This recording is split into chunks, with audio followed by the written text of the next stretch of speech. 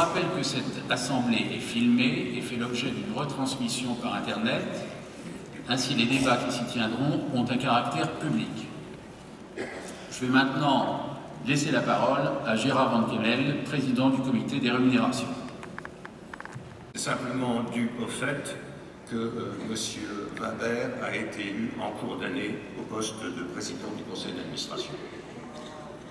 Je vais maintenant me tourner vers la rémunération du directeur général. Cette rémunération comprend une partie fixe, une partie variable et des revenus différés dans le temps.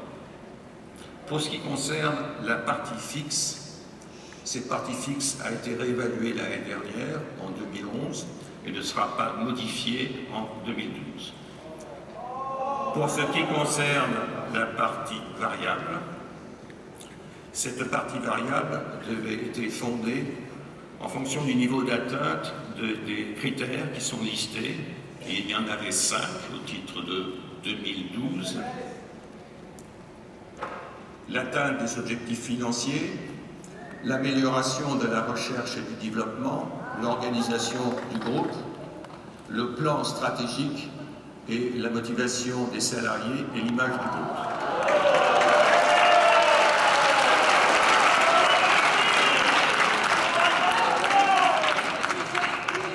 En fonction du niveau d'atteinte de ces objectifs, le Conseil a décidé d'attribuer à M. Wibarer 180% de sa partie fixe. Je vous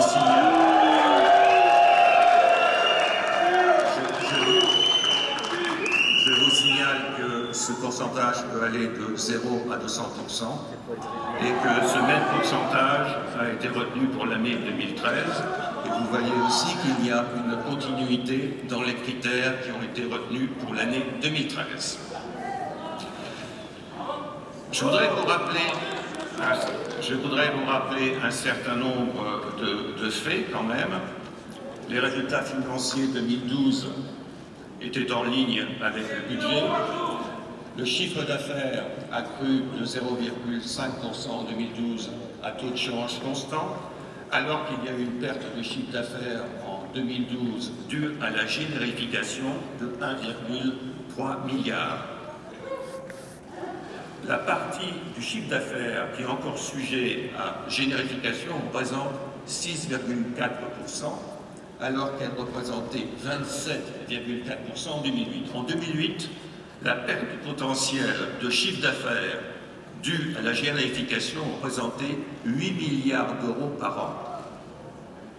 Ce chiffre d'affaires a dû être régénéré par les équipes Sanofi, sous l'impulsion de Chris Wibarer et d'Hans-Peter Schubeck, notamment par les plateformes de croissance, comme l'a dit Serge Wimbert tout à l'heure, par l'acquisition et l'intégration avec succès de Genzyme,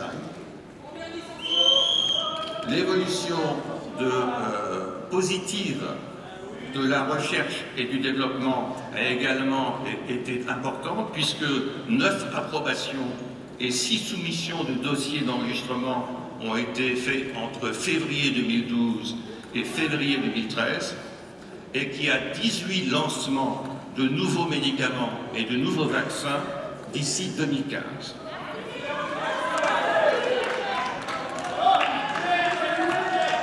Tout cela s'est traduit, comme l'a dit Serge, par une évolution positive du cours de bourse en 2012, et je n'en reviendrai pas sur ce point. Ces différents facteurs positifs ont été pris en considération par le Conseil pour déterminer l'attribution de revenus différés de M. Chris Wibarer pour 2012. Le Conseil a décidé de donner à M. Wibarer 240 000 options de souscription et 45 000 actions de performance en 2012. Le chiffre d'options de souscription est identique à celui de 2011 et il y a 3 000 actions de performance supplémentaires.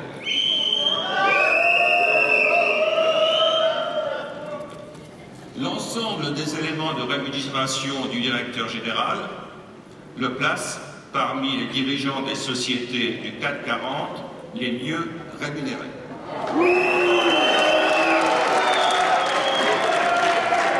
Ceci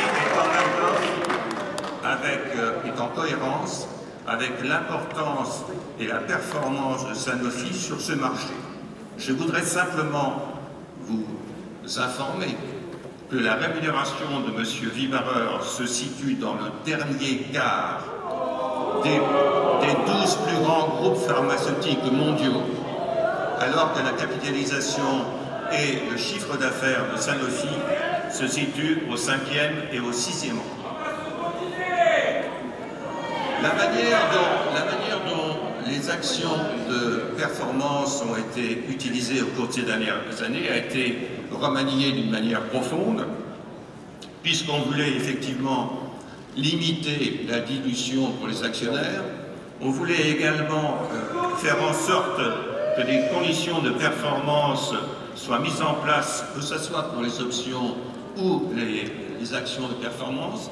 Et enfin, que cette attribution soit différenciée suivant les niveaux de responsabilité. En 2012, nous avons continué ces modifications, puisque maintenant, ces actions de performance sont jugées non plus sur 2 exercices, mais sur 3 exercices successifs, et que le taux d'attribution des options a également diminué.